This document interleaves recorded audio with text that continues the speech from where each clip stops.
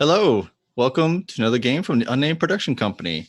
I am Caleb, known as GM Plague, and we'll be running Session 3 of Hot Springs Island using the Basic Fantasy RPG. Last we left off, our characters found an abandoned pirate hideaway underneath a basalt formation that was kind of guarded by these big, decent, bright red birds with these big horns on their beak. They managed to distract the birds and kind of snuck into this hideaway and found kind of interesting treasure in there. But what happened while they were investigating is the birds came back. So where we last left off, they were in a trapdoor. They found a trapdoor at the base of this basalt formation, went in, and found this hideaway underneath that. The birds are pretty much back almost on top of this trapdoor. And I believe it is our three party members plus the Rise of the Scout was there with you. Yep. The rest of the party is kind of off, probably waiting for you to come back. And then when the birds came, probably was like, oh, crap. So that's where we will start is you three plus Riza are in this hideaway that was dark. And the ceiling was blanketed with these, they're called cave lilies, and they're dripping this nectar out. I believe you found a treasure chest, and it had a bunch of treasure for the most part in it. Bolts for my crossbow. Yeah, and you found some food and water, I believe, also. Yes, I think we did. Yep. Can you give me another, refresh my memory as to Riza, again, what she looks like and all of that? Riza had long blonde hair down to the middle of her back, dressed in is leather armor, but it was made to look more like clothes, but it was definitely some type of like armor. And she had a bow. She's mainly a bow user. She had a nice bow, probably 2 quills on her back. Okay, good. We'll need one. Probably I didn't, either a dagger or a short sword on her belt. And so that's where we will start is after you finding this treasure chest and realizing there are now some birds blocking your way out. Yeah, but they were like big old nasty birds, I think. Oh yeah, they weren't regular birds. Yeah. Their wingspan was like 4 to 5 feet. Bright red feathers. They had this orange crest on the top of the head, kind of looked like a mohawk. But the interesting is they had a beak, and then sticking off the beak was this long like spike. And I think you guys saw when you distracted them with a hunk of meat, they would impale the meat with this spike and then just rip into it. Yeah. And I don't believe I ever recovered a shield, so that's a little scary. Okay. Well, yeah, and so I think like we're in this cave, right? And like we found this treasure. And I would imagine like Grimwald would be very sort of excited about all this treasure. But I also would expect that it wouldn't be lost on him that it may be somewhat difficult to procure this treasure and bring it, use it for our own purposes. But yeah, I would sort of just be like, at this point, I think I would be trying to sort of give this silent prayer, or not even a silent prayer, but like a just sort of a soft prayer to the Lord of Light. Thank you for providing this shelter, this temporary shelter for us, and this this abundance, and please illuminate our path and let us know what we're supposed to do. Da da da da da. Yes, pretty much. It was a room that had one wall was the crates of rations and the arrows and bolts. The other side had the couple of barrels of water, and then the chest was in like a hidden alcove, right? Which had a black flag with the white skull and crossbones on it draped over it. Can I do a search in the area for secret doors? You can. Okay. I gotta figure out what I roll for that. I don't know if at this point my bonus for being a halfling trumps my thief bonus, or if I even get a bonus for being a halfling. I believe it says as a halfling you can use either or. Yeah, because normally you would default to the level 2 thief ability, but I think as a Yeah, no, they don't halfling. get any bonus for searching for things. It's only hiding. Oh, you're right, and listening. Yeah. Okay, so then, yeah, I'm going to roll my 1d6 and search. Wait, that's right. Thieves get their. So it would be.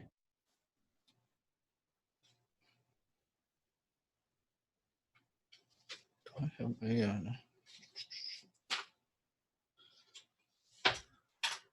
Okay, so it doesn't look like there's an ability for searching for them. No, yeah, you're right. If you were an elf, why didn't we have an Then elf? they get a bonus to the default roll, but I wasn't sure if I Yeah. could replace the 1d6 roll with like a search percentile. Nope. But nope. Okay, then I'm just gonna roll a d6.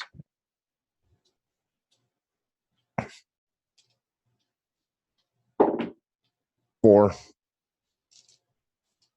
Don't find anything. All right. I say, well, shit. Well, besides the one hidden one that the chest was in. Yeah. I think I would at this point maybe be like taking the flag and like sort of folding it up and with the intention of like putting it into my backpack or my sack or whatever. Just as like in case there's anybody on this island, who knows, you know. So you have an old pirate flag. Yeah. All right. I'll go over go ahead. to Brother Ivar. I'll come over to you and I'll say, listen, I see you're hardy person. You're a lot hardier than I am. But I don't think I see you having any kind of shield or protection with you. Do you? Only my armor and my faith. I hold up the light crossbow I found. I was like, well, if I'm going to be using this, I can't use this. And I'll take the shield off my back and I'll hand it to you. And I'll say, but that means you got to go out first. And I would take the shield and I would say, I much appreciate it. And I imagine for me, it would almost be like a buckler, where for Grimwald, it would probably be like a small shield. But and then I would kind of look to him and I would be like, but the way things have been going, I think our dwarf friend will likely be the one going out first. Nanduri's just going to kind of shoot a look like, but yeah, you're right. Yeah, but where my shield at? You know, yeah, and I'll be like, but don't you worry, I'll stand in defense of you. And then how do you calculate AC? Because I just gave over my shield, which normally gives +1, but I'm not sure if I've already accounted for that here. I just need to recalculate my AC real quick.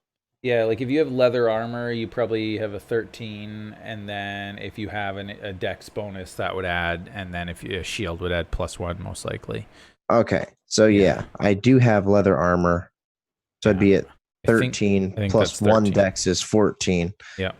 So okay, then I'm good actually. Oh, It's great in this game. A 14 is actually a good, like a yeah, pretty that's good AC. Yeah, it is.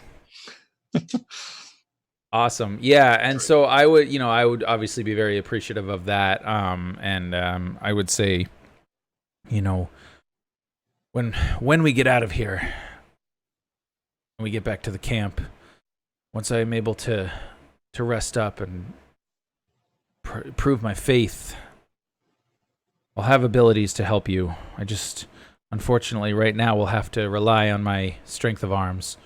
And Nidori's as well, and your skill with the crossbow. Hopefully we won't have to rely on them too much. So at this point, you hear the trapdoor above you, hear something land on it. I put a bolt in. I put a bolt in the crossbow. I just want to make sure I clarify that. It doesn't open, but you start hearing like a on top of it. Yeah, Naduri's going to go ahead and make sure that the Warhammer is ready to go. And then it stops. Just out of curiosity, I don't remember if you mentioned this, Caleb, but did this cave sort of open onto the water or the beach, or was there any way to see? No, it's completely enclosed. It pretty much Okay. like went underneath this Yeah. weird like it looked like a basalt stump Yeah. pretty much. It Yeah, would, yeah. went under that. That was it. Sure. Okay. You're on the coast, but this cave did not connect to like the water. Right. Okay.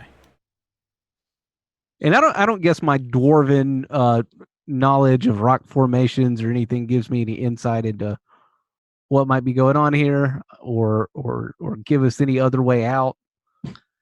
I mean, if you look around, there's only that one way out. I mean, it looks pretty much what this was. This was a hideaway being used by.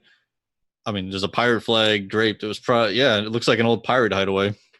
All right, let's go smash some birds, y'all. Everything's a nail when you're carrying a warhammer. See, I disagree because I'm carrying one too. But yeah, well, we got to get out. Well, I would look to Risa actually at this point and Yeah. be like, well, you're the scout. You have any suggestions for how we can get out of here other than that one trap door? She was kind of on the other side of the cave. She comes back, says, "No, I've searched this whole cave inch by inch. There is no other entrance or exit out of here. That seems to be our only way out."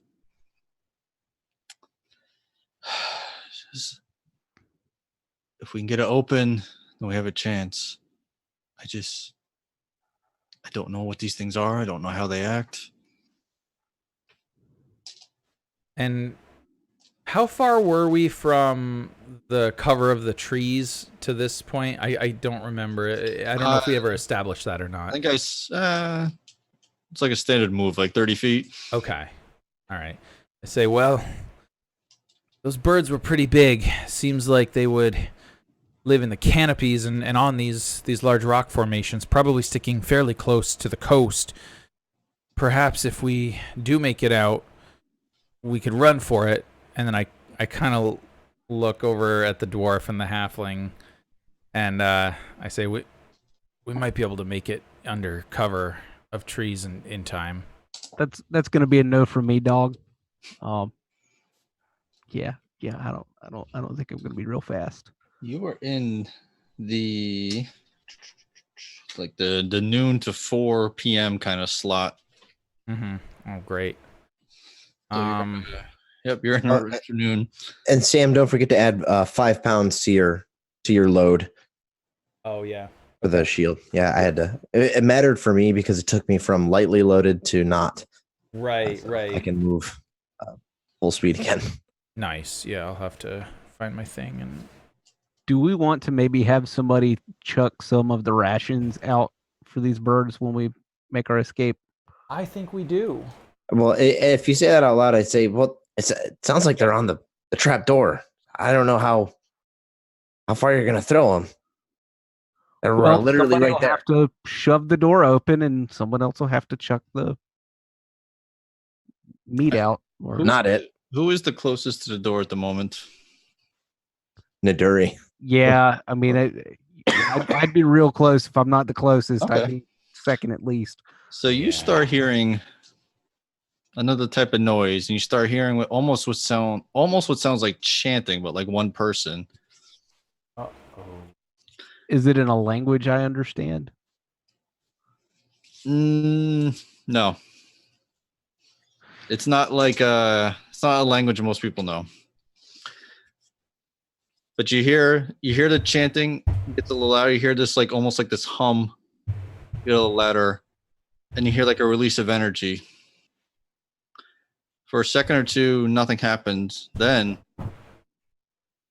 from above, right above the door, you start hearing those birds go crazy.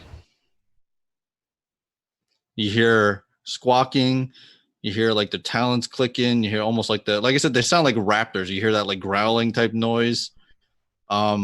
You can like hear their wings flap, like when they flap the wings, you can hear the wind, like you hear that go. Sounds kind of like a little bit of chaos right outside. It goes probably a good 30 seconds, and then it goes quiet. Do we all hear that since it's so loud, or So Nidori kind of got it first because he was right there, and then as it got louder, everyone would have heard that.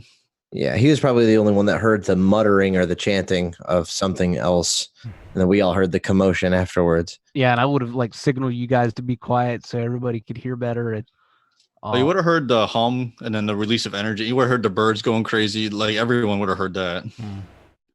See, Rice are kind of like she like ducked down. She's got a bow. She's got a. It's pretty in this tight quarters. It's hard, but she does have her bow with arrows. She's got a long bow, so it's kind of like in the tight quarters. It's almost useless. Yeah. So now that it's quiet, Naduri's gonna take the warhammer and just kind of test the weight of the door. Okay. And see if there's still birds like directly on top of it. Okay, so you take your hammer. I'm just checking the hammer end or the shaft end. You push it up. Like the head of the hammer will be against the. So you put the head of the hammer against it, and you slowly push it up enough that you can get your head up and kind of like probably just enough that you can get your head up and like your eyes pop right up above, right? Yeah, I was even going to test for weight first to make sure there wasn't anything on it. All right, so so you put the hammer on there and you just do a little push, and the door you can see it like rises a little bit. Doesn't feel like, besides the weight of the door itself, doesn't feel like there's anything else. Yeah. Okay, and I'll look to everybody else, and if nobody stops me, I'll go up to eye level. Okay, so you pop it open, eye level. You can see in front of you and kind of to the side, and back of you can't see at all. I mean, what in back of you is pretty much right where that basalt formation goes up. Mm-hmm. So you lift it up, you get the eyes, nothing's there. You see Andros and some of the crew member on the forest edge. They're kind of like this. I'm getting camera. Like they're like, come on. They're not. You can't hear them, but you see them like doing this. I'll look down and tell them we're getting waved on. They look very like get over here now. Like come on. All right, they're waving us up, guys. Let's you can see that their mouths are open. You can't hear anything they're saying, but they're definitely doing like a come on motion. All right, yeah, I'll push the hatch all the way open. Okay. And help anybody out if they need it. Okay, so you open it up. And I would go up. If he's holding it, I would go out first with the shield and the hammer. So you go up with the shield up. So you look around. Yeah. You see, 3 of the birds are in the air. It looks like they're chasing another bird that's all blue. So you get out, you look around. So you get up. That's what you see. All right, and then I would like put my hammer sort of like head down on the ground and reach my hand in down to help pull up whatever companion comes next. Yep. I scurry up. I'm ready to go. All right. And then I would help Rice out. And Niduri's up last. Sure. I'm asking her, Riser or you was last, pretty much. But I'll say so. Okay, Ivar was first, then Grimwald, then who would have been next, Riza or Niduri? Yeah, I mean I'll be last. I guess I was holding the trapdoor for everybody. Okay, so as Ivar, as you're helping Riza out, Grimwald, you see the crew, and they start pointing. Walking around the side of the stump is one of those birds. You hear the clicking, and it looks right at you. You see its head kind of go like. You see it like looks down. It almost like scrapes the ground with that one spike. Its wings. You see it gets low. Its wings come out. It does this big flap and kind of like lunges at you. What's the guy say in Jurassic Park when he knows the raptor is right there right before he dies? Clever girl. Clever girl. Yes. Exactly. All right. So let's do initiative. Oh, I rolled and I rolled a 1. So we add dex to that, right? Yes. And I'm sorry, this is a D20? D6. 3 total.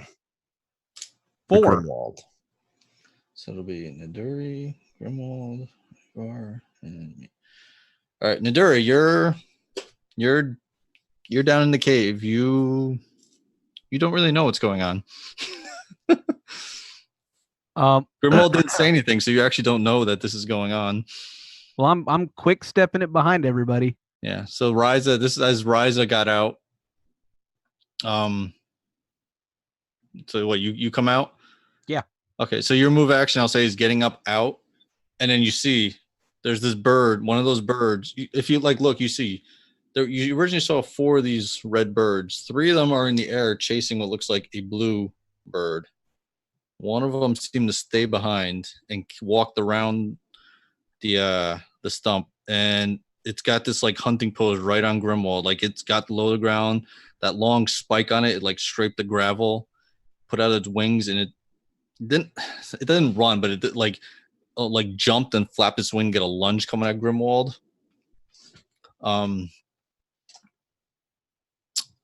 There's not much. I mean, I'll say your move was just getting up out of the cave. Do I get up far enough to make a ranged attack at this? I mean, do I have enough time to do that? Range attack with what? I have a hand axe in my belt. I will say if you drop your hammer, you'll be able to get a hand axe out and throw it, but only if you literally just like drop the hammer. Not worth it. I will wait. Instead of I say, Yeah.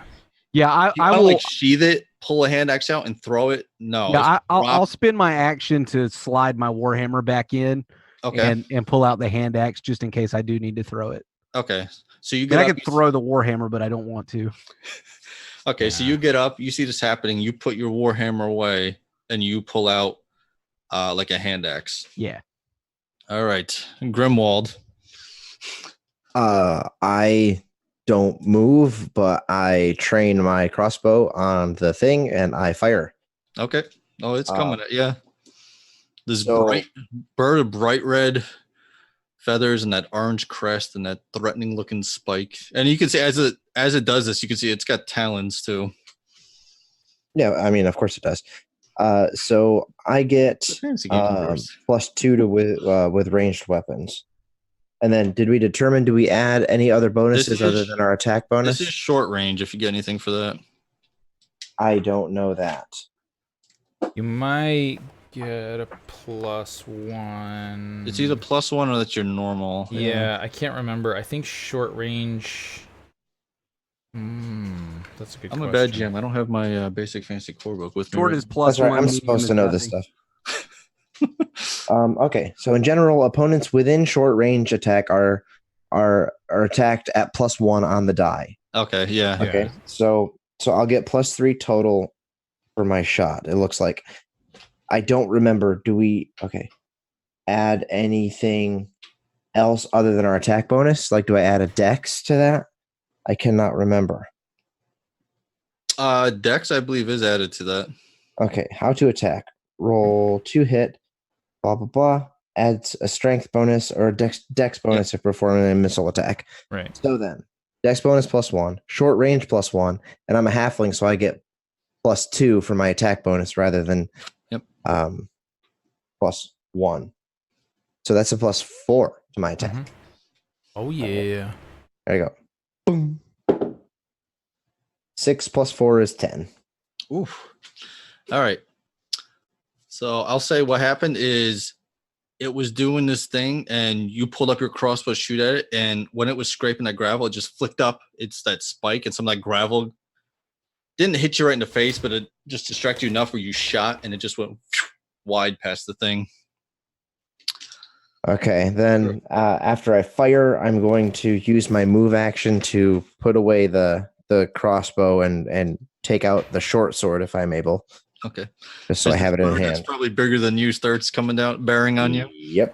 Is it larger than man-sized? No, Oh, all right. no, it's not a. Not a. No, it's It's a giant bird, but not a giant bird. No, it's like Yeah. with its wings out, it's like 4 to 5 feet long. Yeah. So it's like Yeah, that's like a it's like friggin' between pteranodon. halfling and human size, pretty much kind of. okay.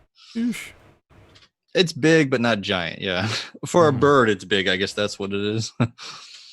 All right, Ivar, you're up. Oh, excellent. Okay. Well, I suppose then, seeing this gigantic bird right there on the ground, figuring we've been given some kind of advantage here. The fact that this is on the ground and not flying and trying to swoop at us is good. No, it pretty much did like a jump, and then as it jumped, it flapped its wings, so it's kind of like in midair lunging at Grimwald. That's sure, yeah, but it's not flying and diving. Not in the air, yeah. And so what I would do at this point is, I guess I would reach down and I would pick up my warhammer, and then that which is probably my action, and then if I can, I would use my move to kind of step in front of Grimwald, if possible, kind of holding the shield up. Okay, yeah. So you want to reach down, pick up a hammer, and then step in front with your shield up. Yep. And then I would effectively be in a defensive stance, which I believe gives me a +1 to my AC, but I'll double check. Okay. That's a good idea. All right, so you pretty much you jump in front. So Grimwald, you see the holy man kind of jumps in front of you and gets with that shield you just gave him, gets in this like stance. It looks like trying to intercept this bird with that shield. Defensive movement, I guess, is what it is. Let's see anytime. All right, so what is it? All right, it is the bird's turn now. Bird is the word.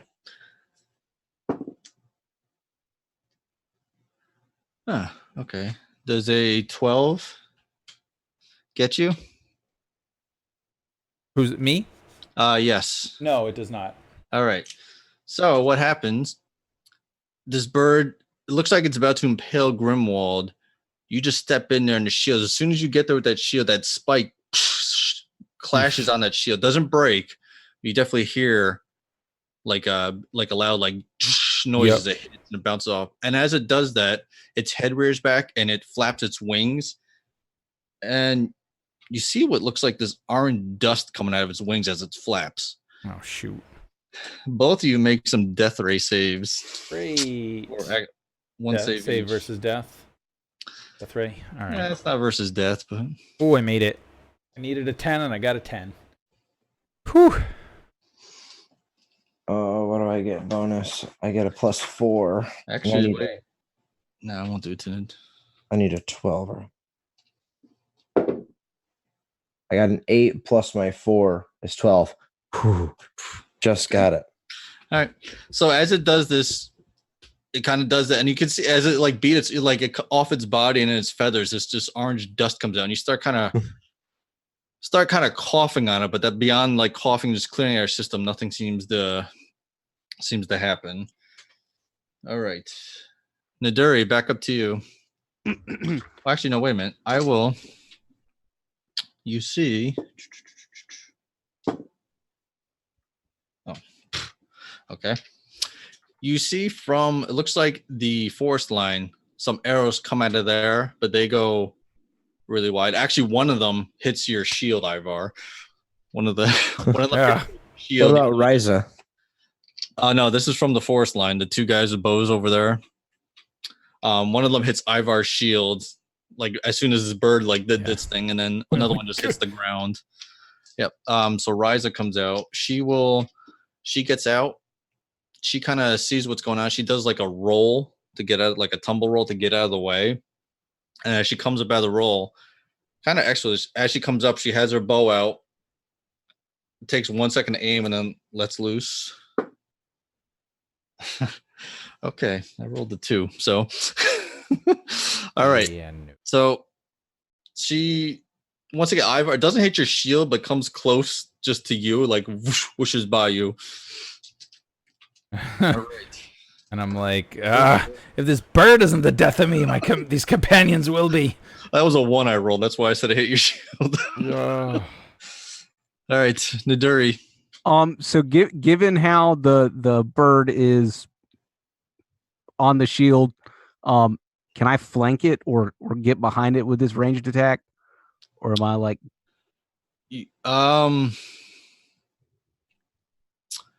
I don't think you want. Oh, yeah, that's right, because you have a hand axe out. Yeah, if I hadn't done that, I would probably just run around behind. What's your move? What? What's your move? Apparently I didn't write it down at any point. Well, at default, unless you're heavily loaded or lightly loaded, it's 40 feet. Okay. Just want to double check. This GM sheet does not have that. Okay. All right. So, okay. So 40 feet. You, as this does this, you see them start coughing from this dust cloud, and you see arrows come flying from everywhere. Half of them seem to go right towards Ivar. So you pretty much run. So you really just kind of like run the 40 feet to get behind it. And Now, then I will say, if you roll really crappy, you have a good chance of putting that axe right in one of your team members. well, let's hope I don't. So being behind it gives me a +2. And then I have a +2 attack. Oh, and that rolled off. So that's a 10.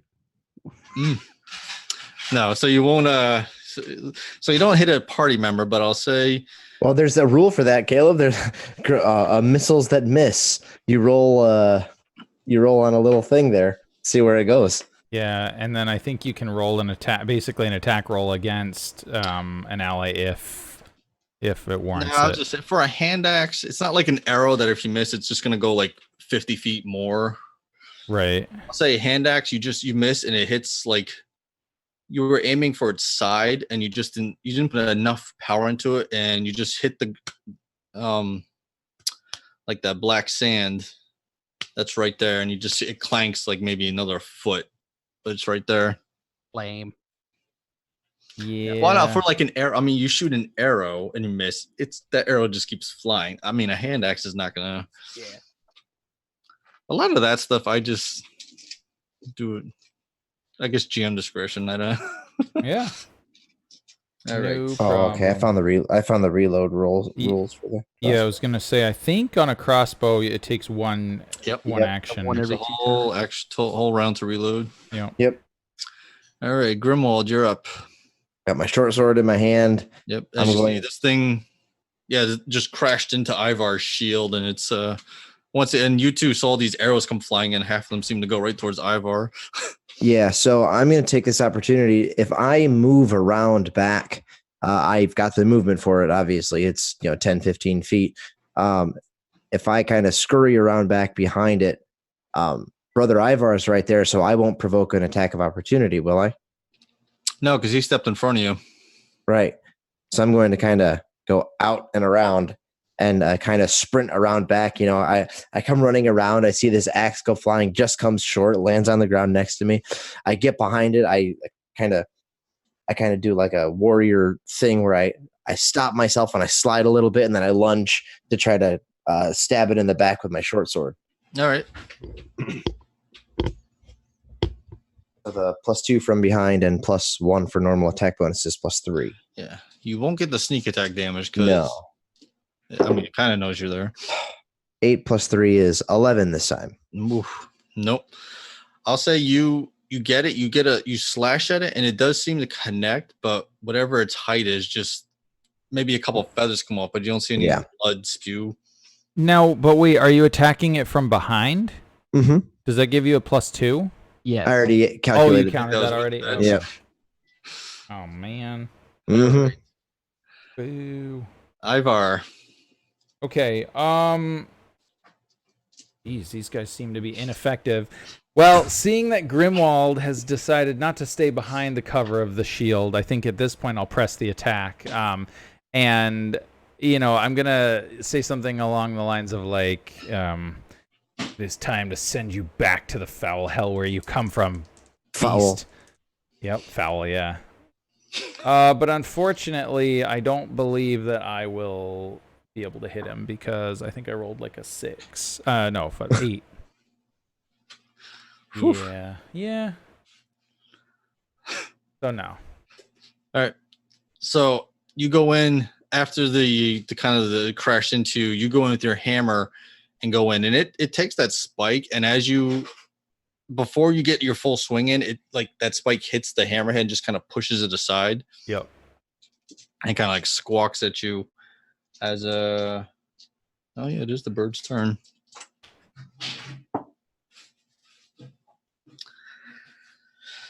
I rolled a 1. Okay. So it goes again with that spike and seems to push, and it goes in the shield. It goes through the shield a little bit, but as you hold it there, it tries to pull it out. This thing is stuck on the shield now. Nice. So the shield is fine. I mean, it's just got a little hole, but like its beak is through it a little bit, and it's you can see it's trying to pull it out, and this thing is stuck on it in your shield. Oh, the Dury gets to smash it with a hammer. Hopefully. All right, so let's see if these guys. Oh, one will hit. Okay, and then. Oh, okay. All right, so you see once again, you see a couple arrows fly. One just goes wide. One seems to hit this thing right in its side, and you, as it hit, you feel it put out a little yelp. So you know this time an arrow actually hit it. Then once again, you heard like a small rip of energy, and you see this like green, like a green arrow fly out and hits this thing right in the side of the face. As Villy with his wand. Doesn't have a ton of charges on it though. All right, so an arrow and the wand hit this thing. Nadura, you're up. This thing is now, you see it's on Ivar. You can see its whole body is like trying to pull this beak out. Ivar is just kind of like standing there. I may make you make a strength check later, but right now this thing is just like trying to play. It's standing still. Okay. Well, I will pull the warhammer back out and close the rest of the distance and whack it from behind. All right. So that is a 19 plus 4, 23. No. Yeah. Yeah, it's. All right, and that's just a straight D6. So 3 damage. That was okay. Plus your strength bonus, right? Which is a 0. Oh yeah. Naduri is all zeros and a -2 for wisdom. All right. So you come in, you get a good whack on its back, and you can see where you hit. It just there's like this depression from your hammer in it, and it's still standing, but that hit like definitely cocked it to like one side. Nice. But as you did that, it's flailing, and that dust cloud, you kind of like walked right into that dust cloud as you did it. So you need to make a death ray save now. Is that on all of us since we're all right there? No, you already made it. Okay. Turn to the saves. You got to roll above whatever you're. All right, we're second level, right? Yeah. Yep.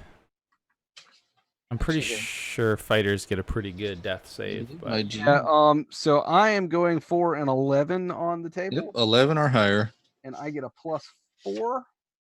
Oof. So yeah, 19. I'm good. Okay. So once again, you come in, and as soon as your hammer connects, you start coughing, and then you pull away and you cough, and you just get one like good cough, and seems to get out of your system whatever it was. But you can see this orange dust cloud is now like everywhere. As it's stuck, it starts like thrashing, and it's pretty much the bird's like covered in this orange like cloud now. And I'll like as I cough, I'll just like hawk that back at the bird and give like a belly laugh. It seems to be paying. Its focus is now just get my damn beak out. Okay, Grimwald, you're up. Oh, I am? Yes. Oh. Niduri, Grimwald, Ivar, Bird. Okay, so I will try to stab it again in the back. Okay. I didn't have Ryza go. Oh, I thought you counted Ryza as she missed with the other ones. Okay. So +3 again, unless I get any further bonus for it being kind of captivated by the shield here. What's your total? I don't know yet. Hold on. Oh, hey, I got a nat 20. How about that? Okay. There you go. That's a hit. So it'll be, I don't know what short sword damage is. Hold on. D6. Is it D6? Yeah. Okay. Plus strength 0. I recommend printing out the GM screen. It's actually got a lot of good stuff for the players too. 2 points of damage. 2 points? Okay. You're on that 20. So I'll say you can describe how you finish this thing off. So Naduri steps in and he smashes it with the hammer. So the way I'm kind of seeing it, right? Damage. Yeah, I rounded the corner. His axe fell short. I jumped to try to stab at it, and just for the natural movement that it had just in combat, I missed. And as I regained my composure to go in for another strike, you see Arrow go zzz, and then a green bolt kind of hit it in its face, and it's shaking, and Ivar's got it there. And then I see Naduri's hammer come down and kind of smash it on the back, and it buckles a little bit, probably squawks. And I take that opportunity to just shove my knife into its chest and try to rip up towards its neck, and just get the main artery. So and it works, and I pull that out, and it Yep. So as you goes do down. that, as you do that upward like tear, it lets like it's opened its mouth, its tongue is out, lets out this weird like like a yelp and a growl at this like combined, and then it goes like you see its whole body like tense and shake some, and then it kind of drops. Ivar, you probably as it drops, you probably like your hand goes down a little bit as this thing drops. Mm-hmm. But you start hearing voices from the forest like, "Get over here! They'll be back. The other ones, come on!" Naduri will walk over and like just I'll put my foot down on the bird and help pry its beak out of the shield Okay, the rest of the way. oh, it's dead, so it's pretty easy to do that. Yeah. Nice. Does it look like it would be good for like cooking? It's got meat. No. Um, Nope. yeah, It's yeah, it's Naduri's gonna. one of the you island's know nope beasts. You don't want Its one. You don't want feathers to eat seem it. to have this dust in it that didn't seem to agree with you too well. Oh, fair enough. Fair enough. Yeah, I'll smash Mm. it one more time and then we'll head out. And I would say, "Thank you, Master Dwarf, but no time for aggression. We must go." Yeah, so you I've go already started running. back it on its Yeah. beak, and you see this big like crack happen in its beak. Oh, I will grab my hand axe as we depart. Okay, good. I was waiting to see if you said that. yikes! All right, so everyone goes. Ariza kind of comes after. You get to the forest line. Andrew says, "Come on, get deeper in. So the other ones shouldn't see us." You can see Villy point, and you can see the other birds are chasing this like one blue bird. Says, "I'll keep him busy for a little while. Let's go, move." Just to get out of sight of like the shoreline. So I say a couple minutes, you just go a little deeper in, and Andrew stops. He turns around and says, "So, did you find anything?" And I think I would immediately look at Grimwald to see what he does. And Nate, if you're okay with this, I imagine we would sort of both of our eyes would flick over to Risa to see what she's going to say, because I almost guarantee that Grimwald would be like, "Nope, didn't find anything in there. Nothing, no." And I kind of want to see how that plays out. He was talking to you, Ivar. Oh, he was? Okay, yeah. Everyone looks to Riza. She's just kind of Right, she's doing not her doing thing. anything at the moment. So then I would look to Grimwald, real quick, and just kind of cock my eyebrow. I just hold up a few bolts and I sound, "Well, I found some ammo." Yeah, and I would Naduri's reach, probably gonna blurt out that the Oh. ammo was like near the rations and the other valuables, and yeah, Rations. So completely not There's- streetwise. we got the rations, right? If I remember, I think we picked those up and stashed those. Is that right? that I don't remember actually. I remember you, because I wrote down one pack of like a pack of rations, and then 7-pack of rations, and then 5 packs of rations. So I think we picked those up, but I don't think we took any treasure with us, unless Grimwald did. Nor did we grab the water. Right? We said there was water down there.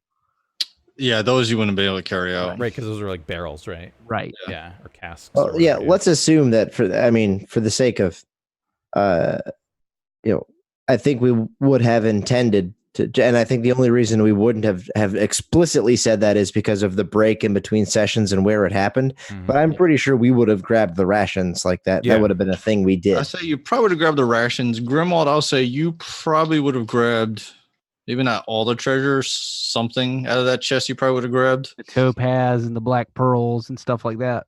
Yeah, Just don't grab the little coins with the skulls. Don't. Those are not good. Yeah, the topaz was probably grabbed right away. Yeah.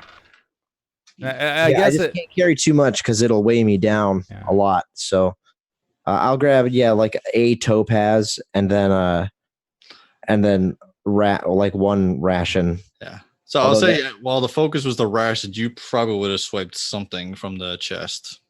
Yeah, and seeing how Naduri sort of blurted this thing out, the Naduri was like, and "There's all food, that. water, treasure chest." I would be like, it was really neat. Captain, it looks like it may have been a pirate hideout at one point.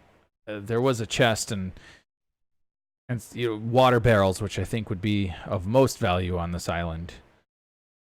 It would be worth returning if we can. But and you see him, he kind of like looks. Well, you're not right at the coast anymore. He kind of like looks where you came from. He's like, but it's got food and water inside of the heat. It's like, I know we haven't checked much of this island, but so far might be our best bets for shelter. How many people could you fit in there? Gonna be a tight squeeze, but before you were like, that was it. Yeah. Be like, I think we had. Well, there was 2 regular sized people and two small sized people, so I'd be like, not enough for all of us. It was small. It seemed as though probably just 1 or 2 men went in there, carried their goods in there, hid them, probably went back to whatever ship brought them here. Still, it could be a good alternate. All right. Well, good job. I say now, I think we got to leave this coastline and start exploring. Any ideas? He's kind of looking like everyone. I hand the ration that I have to whoever is least loaded between Naduri and Brother Ivar, because that puts me way over. My capacity is like ridiculous. So you're my pack mule. I hand you my ration. Am pack muling it big time. Yeah, they're 14 pounds each. Oh, because one ration I think is a week's worth of food. Right. Yeah. Okay. So how many do I have? Well, all of them. I don't know. I think I was carrying some, but we had something like 13 ration packs. If I the stuff correctly. From the boat, the crew were kind of carrying that. Okay.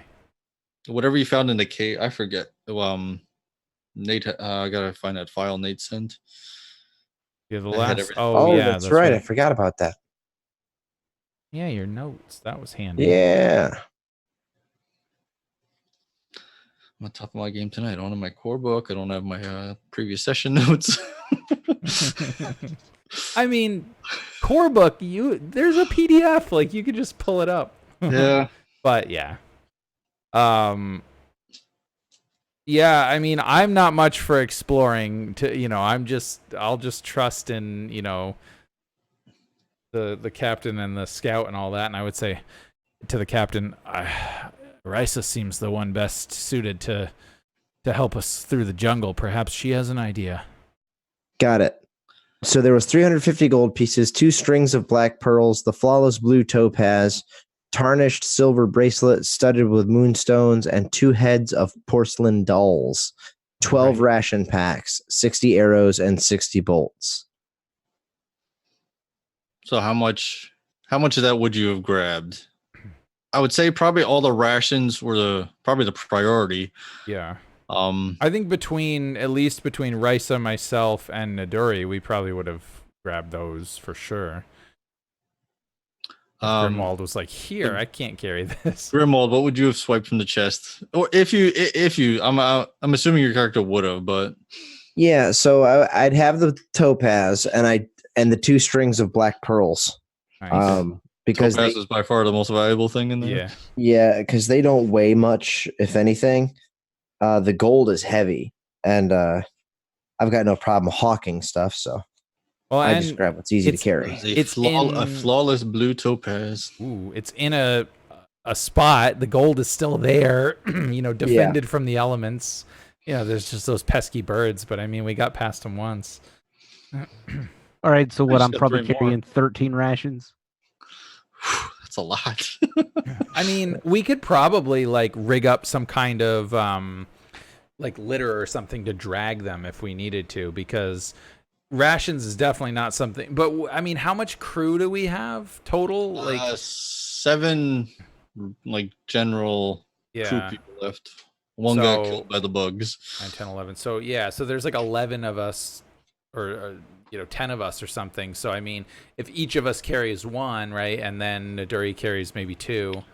Ryza won't carry anything because Right. she's kind of been scouting, so she's not gonna wear herself down with the Yeah. rations. But Sure.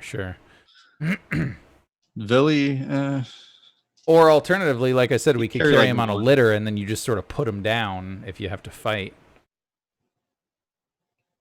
I'd say right now the 7 crew people can kind of, between them and you, they'll Mhm. be carrying that stuff until, I mean, they're killed off or they have to fight.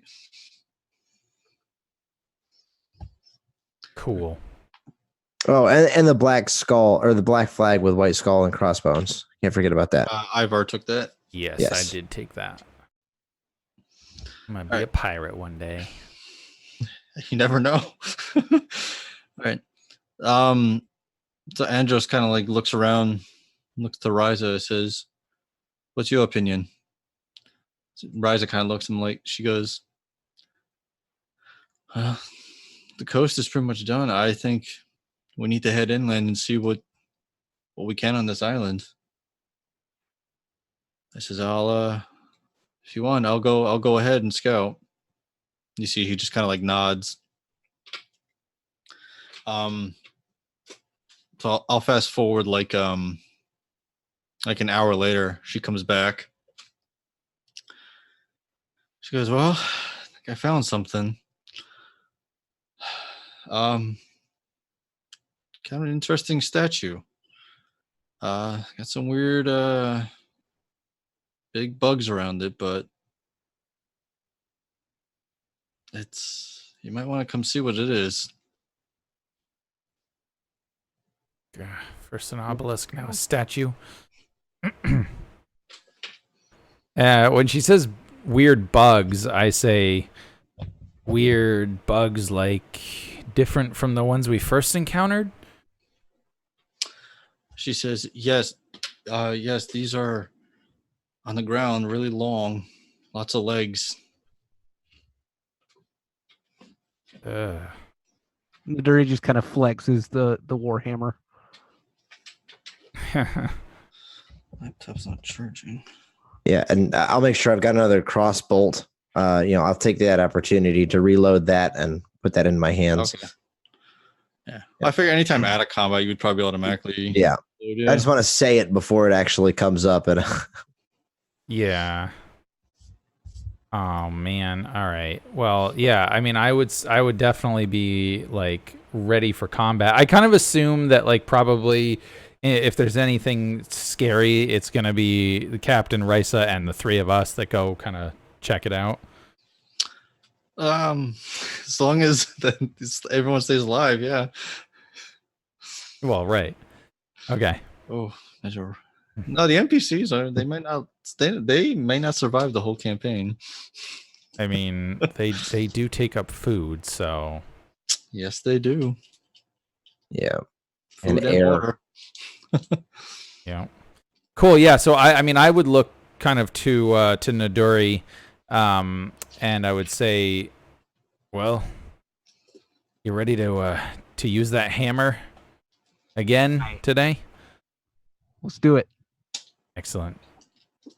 All right. So she Has a starts. mighty thirst. Oh, so she starts. Well, I assume during the whole day you're drinking. At the end of the day, that's when we'll do the food and water calculations. So she leads you in. The further you get away from the coast, this is like very thick, heavy jungle. Not to the point where you need like constantly chop down, but it's heavy jungle. The humidity, just the oppression of just everything around you growing. You hear lots of like regular sized bugs buzzing. You hear lots of animal noises. You hear stuff running through the jungle. Like visibility is almost nothing. Just it's that thick. But after, well, okay, I know she said an hour, but it would have been a little more. After about an hour, you come out to a clearing. It's pretty much heavy jungle, and there's a small clearing. And what did I write down? I says, okay. There is as you come out, as you can see that there's a like a weathered torso of a female elf. It rises about 50 feet out of the ground, but you can see a good chunk of it is submerged into the ground. So it's 50 feet of it's above the ground. It's got one hand out, palm up, and like the hands like in the ground. Um, Almost like it's out for, you don't know if it's like an offering or just if it's a gesture. But around it, it's ringed by all these bushes have like the leaves on it are very dark green. They almost look black, but they're just a very dark green. And on top of these bushes are these like fuzzy, like vibrant orange flowers. And you can see some of them have these fat seed pods on them. Some of them have this like just nectar, like just oozing out between the petals. These things ring the whole statue, and some of them actually grow up the statue. Let me see. I can send the picture. I'll send the picture in the Facebook chat since I don't think Zoom will allow me to.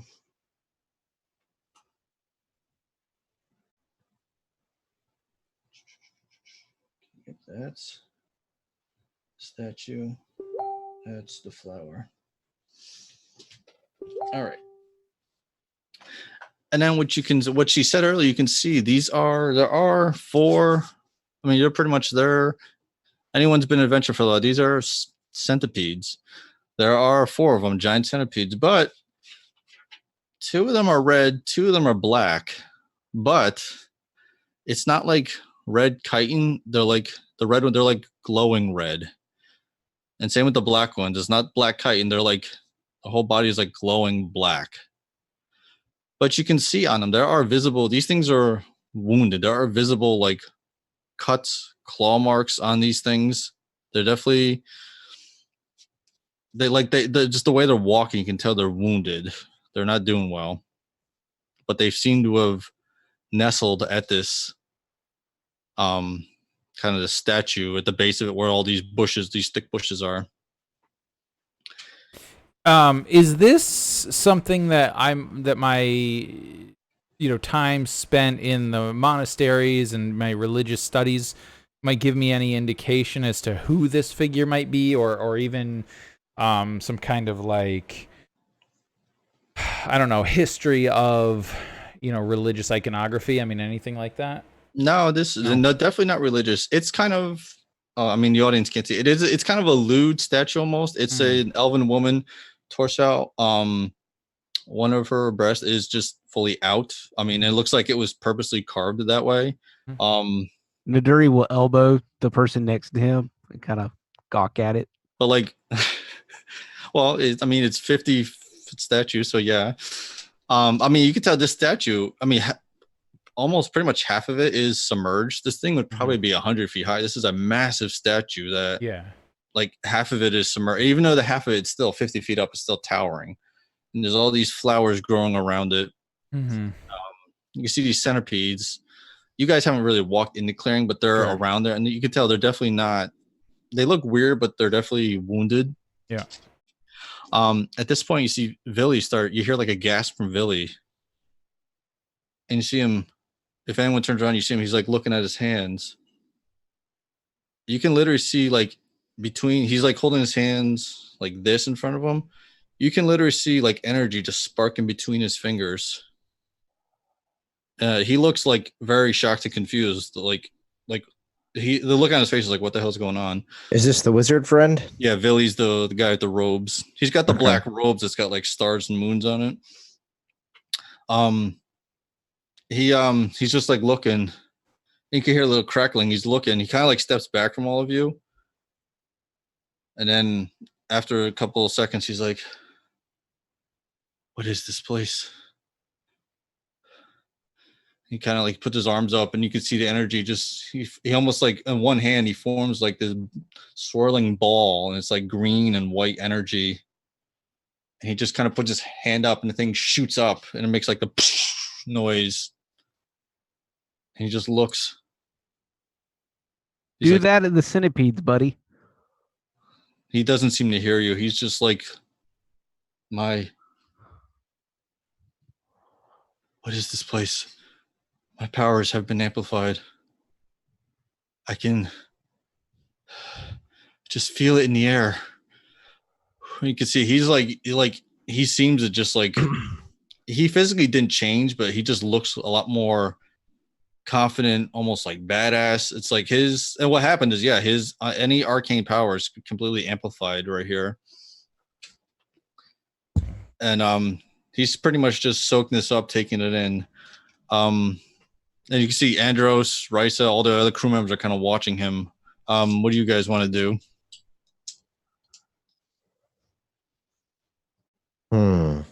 This is now also like like 4 or 5 o'clock, so still daylight. Probably not a ton of daylight left. Can I approach the statue? You want to walk out into the clearing? Those centipedes. There are centipedes there. How big are they? They're giant centipedes, so they're not like the large gargantuan size, but they're bigger than you as a halfling. Okay. And how many are there? 4? 4 of them. Like if they stood up and like on their back and kind of like stood up, they'd probably be as tall as a human. But not larger than man-sized. No. Okay. All right, just make it. I know what you're going for, yeah. Then I will suggest to Risa and any other of the crew members that have ranged weapons that we attack them from afar. We get the jump on them because we don't know whether or not they're going to attack us, and I don't want to take the chance. As Grimwald is sort of saying that, to me, although this place seems steeped in the arcane, this kind of thing also kind of, I don't know, tingles my senses a little bit. And I say, perhaps it is unwise to attack these creatures unprovoked. It is possible that this may be a place on the island of healing and that they may not, in fact, attack. And then he says, however, it is good to be prudent. Why don't I go search it out? And if it turns out that I'm wrong, well, please do shoot those bows, but not at me this time. And I kind of look back at some of the crew. You see one of the Be my bowmen. guest. As you say that, you see one of the bowmen just like looks at the ground. Yeah. Like it like kicks a rock, like that doesn't even make eye contact with you. Yeah. But I would go out. I think what I would do is sort of like, how big is the shield? Is the shield something where I could like sort of kind of put it on my arm and then still like kind of grasp my holy symbol and hammer in one hand? Yeah, you could do. Yeah. Okay. Because I sort of picture it as like a buckler, kind of. So yeah, I would sort of be approaching with like my holy shield held out and like, you know, reciting this mantra, you know, Lord of Light, protect me, Lord of Light, guide me, that whole thing, right? But with the warhammer in the other hand, just in case. And I will attempt to go up to the statue and potentially touch it if I can. But I don't want to like, kick or touch any of the Okay, centipedes. so you pretty much are gonna walk with your shield and holy symbol up pretty much straight towards the statue. Yep. All right. Naduri and Grimwald, what are you gonna do as he starts to walk out?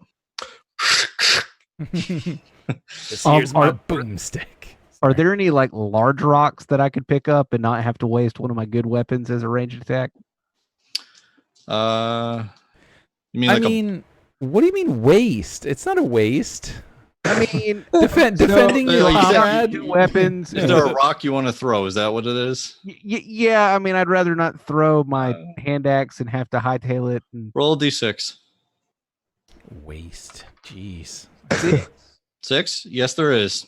Awesome. I have a big rock. That's the luck roll I got from another game. All right. Yeah, there's I mean it's palm size, but it's on the I mean large boulder. There's no way in hell you'll be able to lift. Right. It's a rock that's big enough you can. It's small enough that you can hold it, but big enough that if you threw it and hit it, it would work as a weapon. Awesome.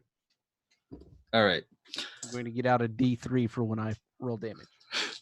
All right, and you see Ryza kind of stands up next to you, Grimwald, and she's got she has a bow, she has an arrow knocked in, and she has it right now. She's kind of like pointing the ground with it, but it looks like if need be, she could whip that up, get a shot off quickly. Yeah. All right. What race is she? She's human. She's human. How old is she? All the crew are human. And how old is she? Late 20s. All right. Grimwald just kind of like stares at her a little bit as she like readies like herself. He's just like kind of enamored. He's kind of checking her out and not trying to hide it, whether or not that's intentional. Lean athletic body. She's yeah. You've seen her. She's definitely capable in combat. Yeah. So he's just kind of like for a second while she does that, and he's like, oh yeah. Anyways. She actually doesn't seem to notice that she's like doing almost like Hawkeye on the centipedes and Ivar at the moment. Good. I'm glad somebody's paying attention. Yeah, Ivar, you start walking, you look back, you see Grimwald like, Yeah, and Niduri's like looking at this rock. Like Niduri's just like throwing a rock up and down. This is a nice rock. It kind of looks like a horse. So I'm gonna keep this rock. So you start walking out. Are you walking slow? Yeah. All right. So you walk out with shield in front of you with your holy symbol, Warhammer in the other hand. Mm-hmm. All right. So you start walking out. You're going right towards the statue. Centipedes at first don't seem to do anything. As you take a couple more steps, you see one of the black ones, probably the one that was close to you. You hear like a hiss and it turns and starts like slinking towards you, and you know it's gonna slink towards you, and it rears up, and you can see its mandibles, and you see stuff dripping from them, and it lunges in. Okay. Then. Since we were all waiting, ready to go, can we get like an attack, like a volley on them? Yes, since you were, I will. As this thing, give it a surprise. You saw it coming towards them, and you weren't sure, but as it came closer, and it kind of like reared up, and as it mandibles, I'll say everyone can get a shot off or like an attack off. Okay. Oh, including me. Or no. You're probably not close enough yet. Oh, I don't melee. Oh, I guess I don't know how. No, he would be. Yeah, did it get that close in? Actually, you know what? Yeah, there's no way you would just be walking like right. Previous. So I'll say yes. Everyone can pretty much get an attack on this thing, and then we will do initiative. Unless I got a 6 with my rock. Yeah, unless a 10 hits. 10 just misses. Of course. I got an 8 total. Oof. Well, Ryza hit. Yeah. Okay. Oh. In my mind, I'm starting to think this was a bad idea. All right.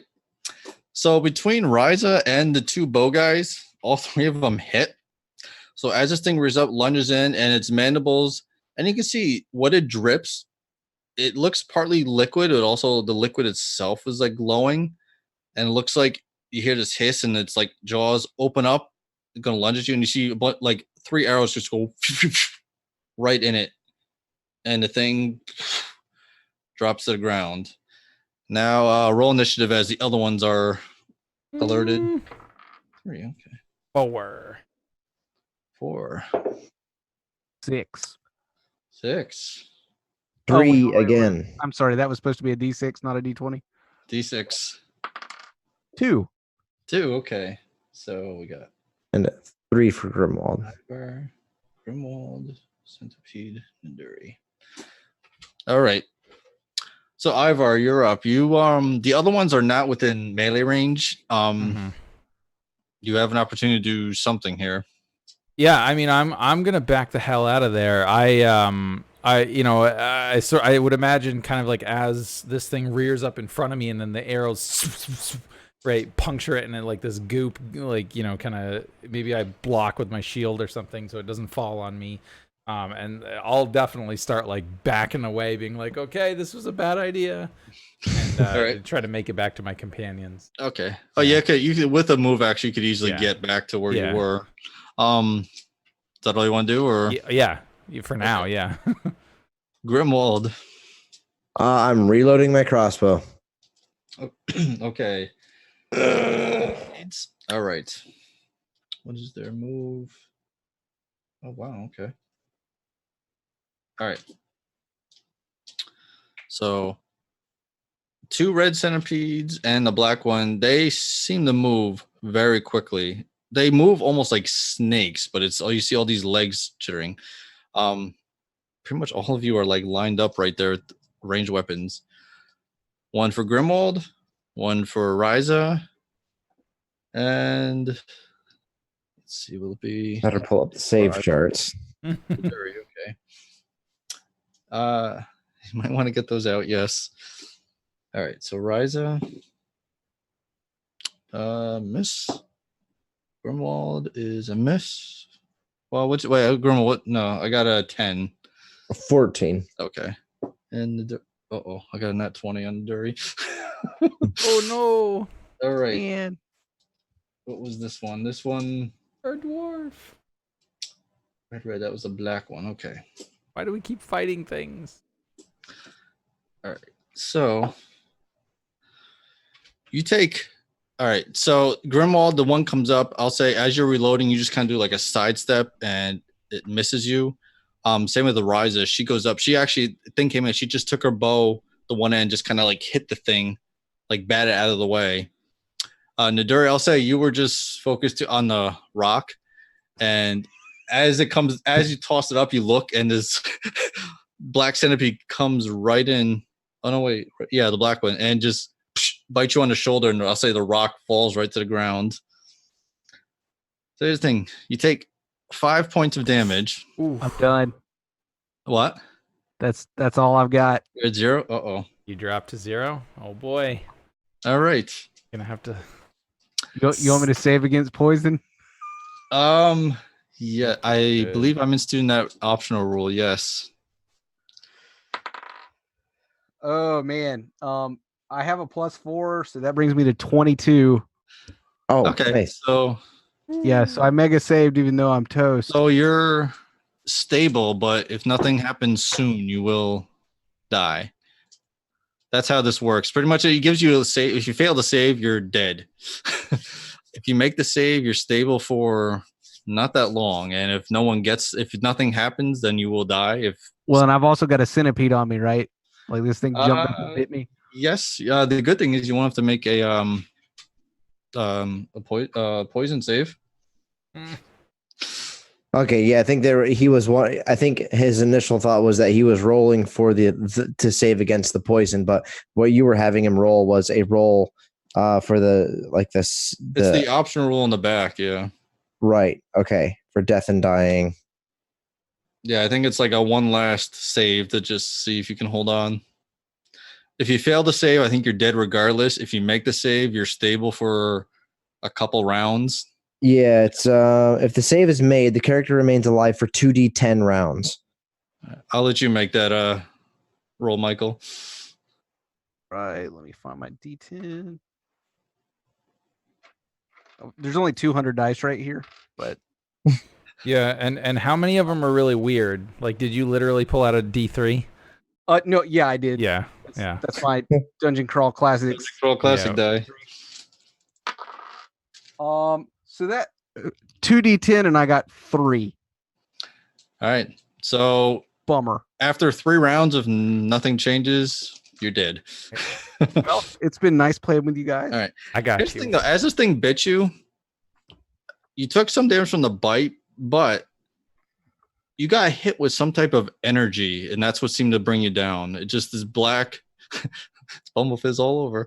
Yeah. Like black energy from the centipede just kind of like went into you with its mandibles, and that seemed to like the bite you kind of like took, but this energy when this energy hits you, you just dropped. All right. Possible first. Character death. Oh, Niduri, it's your turn. Well, I'm currently using all my movement to go see the horse in Dwarf Heaven. So Stay away from the light, Nidori. I'll be if you guys. All right. Normally, I would advise going towards the light, but not in this case. Oh, so Andros definitely gets in this. Okay. Oh. All right. So one of the ones, Grimwald, the one that attacked you, because this one had like a chunk of its chitin taken out. Andros, as you sidestepped it, Andros comes up, takes a sword, just plunges it down deep into this thing's head, and you can see it like squeals, shakes, and then drops. Ryza, oh, rolled a 19. Holy cow! Max damage. Okay, That's my girl, Ryza. all right. These things are wounded, so they don't have that many hit points actually. Well, good. So the one that attacked her, she bat out of the way, and she kind of did like a spin back. And as she came out of the spin, she had an arrow ready, let it loose, and hit this thing like right behind the head. And once again, it does the squeal. It like tenses up, shakes, and then drops. Yeah, so there's only one left. Yep. And the black one, I'll say, you know what? Since he's a Superman now, you hear this burst of, you hear almost like a sonic, like he's doing that thing he did on the boat, that like sonic blast, but it's like amplified times 5. So he does, you hear like vroom, vroom, and this blast just misses Niduri's body, takes the centipede, and it flings it like up above the trees further into the jungle. Oh, let me try to shoot it while it's flying. Sure. Sweet. I'm going to shoot it. I miss. I got a 1. Okay. So you go to shoot it and you're nowhere near it. All right. I tried. So combat is done. I would immediately run over and try to bind Ivar's wounds and try to heal him if I can. So now everyone see, once this is done, everyone can see Niduri is laying on the ground motionless. Yeah. And you can see where the puncture wound is. You can see this weird like swirling black energy. I don't know if there's an actual rule or not for will- wound binding. So yeah, it does. It says binding the wounds of the dying character stabilizes him at 0 hit points. Non-magical healing will require a full week to restore the first hit point. After this, healing proceeds at the normal rate. Just put me out of my misery. So I suppose then that if I don't have to make a roll, then I would assume we just. So you pretty much you'll because stabilize. I can wait until the next day and then I can use magical healing on it. And that'll bring him up. Yeah. So you pretty much so you like do almost like field medicine. You stabilize him. He's at 0, but yep. Niduri, you don't drift into death, but you're kind of in that like limbo zone now. I don't hear Stairway to Heaven. Yeah, you're not in the halls of your ancestors, drinking mead and fighting, chasing horses and whatnot. You're still stuck on this damn island. Sorry, brother. And as you did this, a lot of the crew were kind of scattering, seeing if like in the middle is there more stuff coming, or is it? Can I? So the way I imagine is my character imagines this scene in his head. So I rush over to Niduri and I feel terribly guilty because I was the one who walked in and provoked these things, right? And so I'm saying to him, Niduri, I'm so sorry. I will make sure that I protect you. You won't die here today.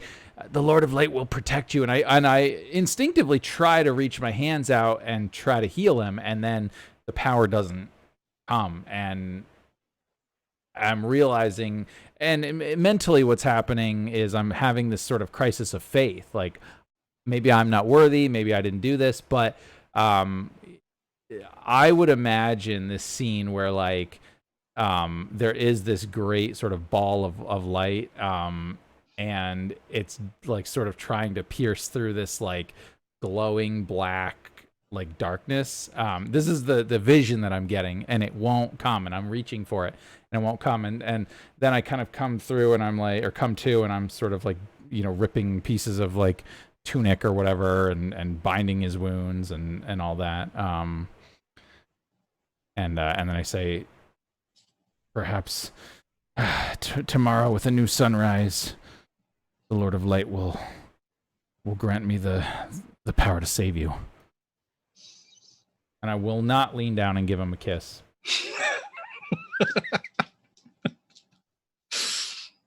All right. So still here. Let's take a 5-minute break. I need to re-up my wine. All right. That is important. We are probably near the end for tonight, but yeah, we can take a 5-minute break. Sweet. Alrighty, sounds good. Damn, y'all.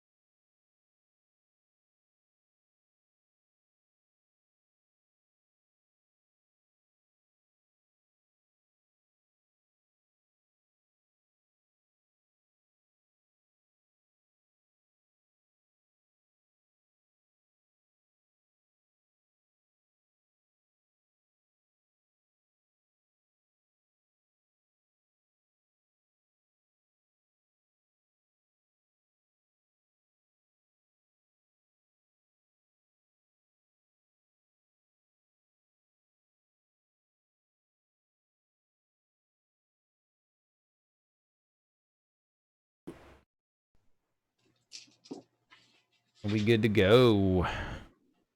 All right. All right.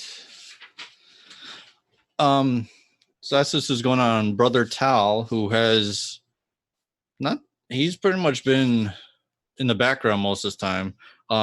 He runs out as you're like doing the field dressing on the Dury. You see him. He starts like crafting. Like he grabs the coin. He starts casting a spell, and where there's like a patch of like a moss next to the Dury, he cast, and there's now like it like made it concave. Now there's like water filled in there. It's fresh water. So it's pretty much, it was to purify food and water. I just kind of modified it to make it like that. So there's Cool. now fresh water to keep them alive. All right. So now what? Some of the crew has gone off, and Ryza, they've all gone off scouting in the nearby jungle just to make sure there's nothing else here. Naduri, well, you're pretty much, at least for the rest of tonight, you'll probably be out of the game. Yeah. Not dead, but not there. All right. So Grimwald and Ivar. I mean, I would at this point. I'm feeling like we should make camp here at this statue, especially if, our mysterious mage is Superman. You know what I mean? Like that could be an advantage. And perhaps fire might keep away the beasts. So not wanting to move Naduri through the jungle to possibly further aggravate his wounds, I would advocate to Captain Andros and to everyone else that we make camp here. Andros, you see him kind of look around. It's like, good idea. Since and you see him like look at Villy and like, he seems to be doing good here. So this is a good place to camp. You see him. He barks out orders to a couple of crew members. They start setting up basic like tents, or not right next to the statue, more like in the general clearing. They kind of put like almost like a half circle of tents. Mm-hmm. I'll say at this point it's like 6 o'clock at night. Probably I'll say like the last 2 hours of daylight. Anything else you want to do? I mean, I would just be praying over Naduri that he doesn't die. Could I search around? I want to investigate before the sun has completely fallen. I want to investigate one of those flowers, and I want to go up to one and maybe just like touch it, see if my skin reacts to it. All that sort of thing. There's already one of us doing death saves over here. All right, like I said, it's these flowers, the leaves of the bush are they look almost black with just a very dark green. It's got some stems with upward facing thorns, and at the top it's like a fuzzy, it's like that picture I sent. It's just a fuzzy like petaled flower. Some of them have these big seed pods underneath the flower. Some of them are actually, you can see there's like nectar oozing out between the petals, and then some of them are just the flower. But like they're just that vibrant orange, and then against the statue, kind of gives it almost a surreal look to it. But there's a lot of them here. Yeah, I'll go up to one that isn't so oozy. I want to grab it. Okay. I want to grab it from underneath the head of it, so I'm not touching the business end. Okay. So I've got a hold of the stem right at the base of it, and then I'll take my short sword and I'll just cut the head off of the stem. Okay. You have a flower. You have an orange flower. All right, I'm going to bring that over to the campfire, and I'm assuming we might have some kind of pots and pans, or somebody will have something, to cook with. Actually, let me see. Oh yes, okay. While you were up there, and as you cut the flower and pick it up, you kind of do a double take. There's something, the bush you're in, there's something a little bit deeper up against the base of the statue. Looks like something leatherish. I'll see if I can see it from here with a search roll, if you would permit it. Well, I just negated your search roll. Oh, you did? Saying you saw it, yeah. Well, yeah, but I'm saying if I succeed, I Okay. want to know if I can see exactly what it is Oh, okay. from here without going further into investigate it. see. Yeah. That's a 6, so never mind. Not being able to see it from here, I'll gently set the head of the flower down and kind of look back at the crew. I kind of imagine like Brother Ivar's praying, Naduri is unconscious. The rest of them are like making a fire and doing their things, and nobody's really paying much attention to me. And so No, if you look, there's no one's looking at you at all. yeah, and so I start going towards that what I saw. Okay. Yeah, what you described. Yeah, I'll check that out. All right. I mean, yeah, you got to go back in a little bit. I'll say you got to push. I mean, the thorns. And if you want, you can use your sword to like poke it or pick it up, whatever, if you want. Actually, yeah, if you use your sword, you slide your sword and you pick it up and you lift it up. It looks like it's a bandolier of some sort. But the interesting thing is, it's got 8 like tubes on it, like capped tubes on it, all made out of like pink leather. A bandolier being some type of like satchel or bag, right? No, bandolier, like it's a sash that goes across and it's got like stuff Oh, on. This could be like okay, some kind of like alchemist's, Like kit what or Chewbacca something. wears. That's like the bandolier. okay, got it. And you said it's got what on it? It's got 8 tubes. I mean, the tubes are still made out of this, like the whole thing is this weird like pink leather. And then there's 8 tubes made out of leather also that have caps on them. And it looks like it was set up against the base of statue. Kind of has been there for a while. Yeah, totally taking that. Okay. And This isn't something you can like put in a pocket. It's like there's just no yeah, I've got it. I'm in my hand and I'm looking at it. I want to see. I want to pull out one of these tubes and see if there's anything in it. Okay. You can't open it. Is it glass? No. It's the tube itself is part of the leather that's the bandolier, and they're capped. Okay. As you go to take off the cap, it's not budging. I try to whittle the top off with my short sword of just one of them. Nothing. Doesn't even seem to damage it. I wonder if Villy might be able to open this thing. I set it on the ground and I find a spot of the leather where it wouldn't compromise the integrity of the overall piece, and I just press the tip of my sword into it to see if I can puncture, or at least it looks like it's about to puncture. All right. Ivar, I'll say at this point when you're praying, at one point you kind of like glance up. But as you glance up, you kind of at a corner eye, you just look over and you see. I'm like, you see me going like Gerbal doing something, yeah. Yeah, and I think at this point, with Naduri being stabilized as much as he can, You're halfway fooling around with something. Yeah, I'm a little bit hyper cautious at this point. So I would get up and I would kind of walk over and I'd be like, "Hey, hey, Grimwald, what'd you find?" Okay, I'll let Nate describe it if you want. Yeah. Yeah, I'll just hold it up and be like, "Well, it's a pink bandolier of some sort. I can't get the caps off. This is kind of weird. I don't know what could possibly be in these tubes, but yeah, I don't know. The tubes are like part of. They're not like tubes that are attached on it. The tubes are like made out of the same, like the sash, but they're capped. They're capped, and nothing. You can't take them off. I shake it next to my ear. Do I hear a in there at all? Like there's liquid? Not liquid, but it sounds like some of them have something in them.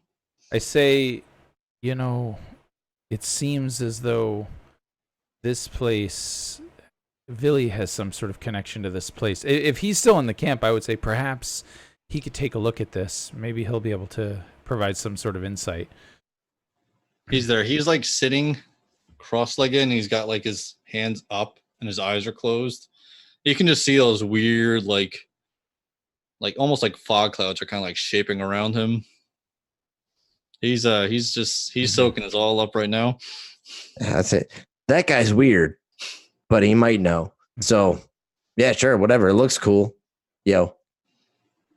I mean, I found it, so it's mine. So, Yes, but the way I see it, it doesn't do you a whole lot of good if you can't open it, right? right.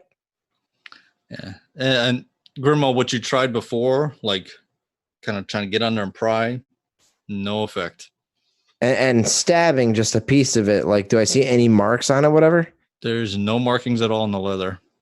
Okay, so I point that out to Brother Ivar, and I said, this thing, I mean, I'm not some magician or something like that, but given what I've seen going on around here, this thing doesn't look like it's taken much damage. I think it might be magic or something.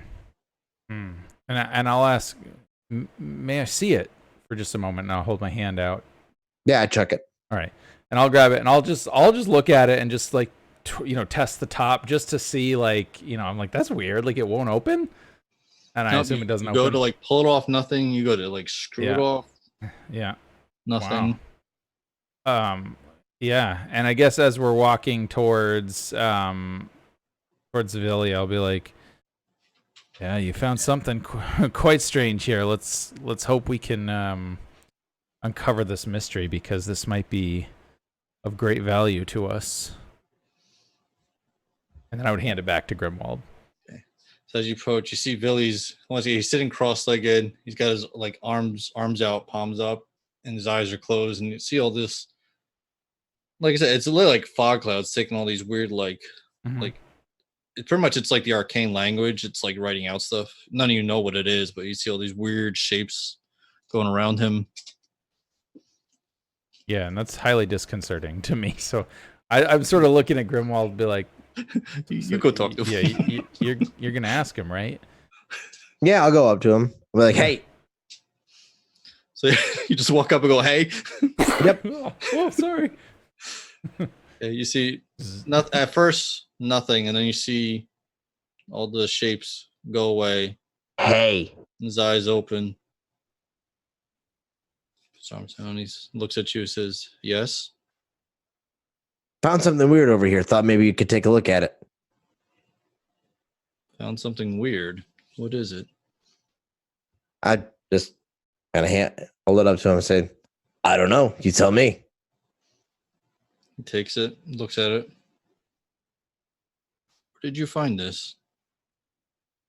I point back to where I found it, over by the statue. Let's see him look. You found this at the statue. Let's see. He goes right for it, tries to take off top, nothing.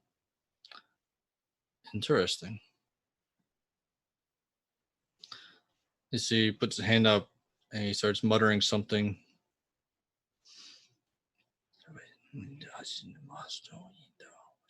I step back. Me too. Yeah. You don't really see, you just see a tiny little energy swirl. Goes back and says, very interesting. This has no magic at all in it.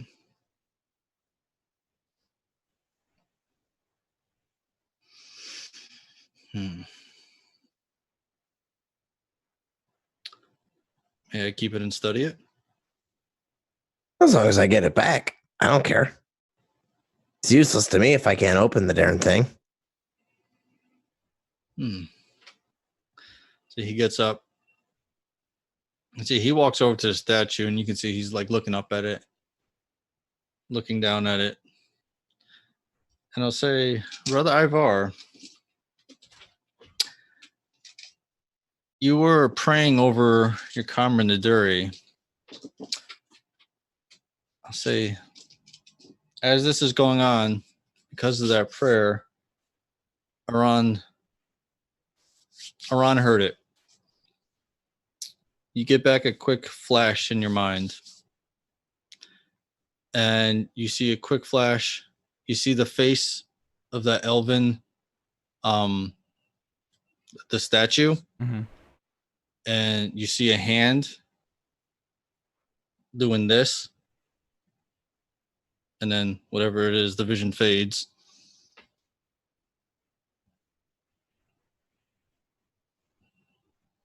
And like this is like as he got up and walked over to the statue, you just got this vision. Mm-hmm. Like an unscrewing motion, or like No, just like literally like yeah. a hand like this and then going like that. Whoa. Like it was just like a black background and a hand was there and it just you saw this. Well, that's unsettling. Okay. Yeah, and I think, you know, I definitely would like. Actually, it's like as he walked past you with this thing, that's when you got hit with this flash. Sure. Did it seem sort of like malevolent? Like, was there any kind? Was it like a warning, or can I not sort of discern that? It did not. It didn't have like a doom and gloom feel to it. Right. You're not really sure. It wasn't terrible. It didn't. Right. I mean, you've had every so often flashes from Iran. Mm-hmm. This isn't. It's not like the optimistic type ones he has, or it's not a like a curse prophecy type thing. It's not either of those. Yeah. You're not.